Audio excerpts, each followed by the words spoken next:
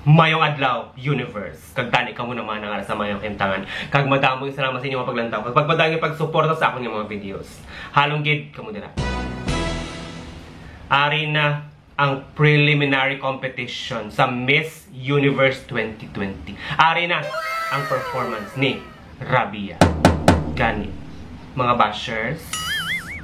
Mga bashers, pongko plastar kag maglantaw hasta magmiririra ang mata ninyo, kag sa kahisa, stroke ang reward ninyo.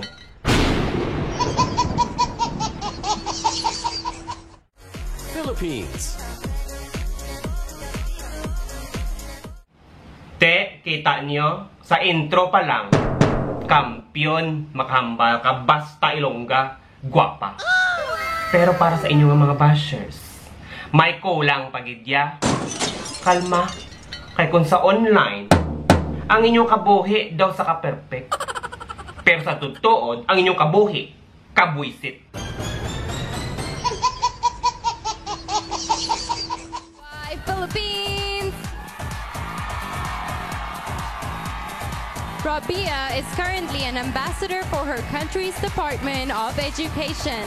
This 24-year-old cum laude graduate and rap fan works as a teacher and enjoys writing stories and acting in her spare time.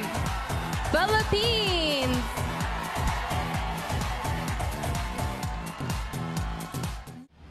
Amo nang ginatawag halabira walk, Arriba Rabia. Sexy ang paglakat, sultry walk.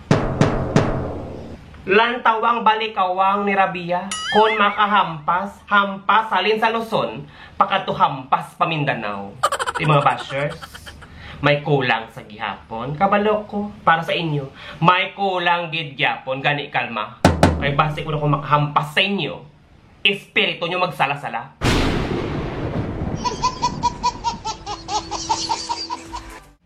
Ang last, ang gown. Di ba lang gown kabongga? Yelo nga yelo. Amo na ginapangita ninyo kahapon ang sun. Ara si Rabia mismo ang sun. Pero sa mga bashers may kulang gyapon. Gani kalma ka mo. Kay basing pak-pak ni Rabia. Sa bakba nyo ipusdak ko. Amo nang mayo sa inyo. Hindi makontento sa kunang may ara. Mangita kung anong wala.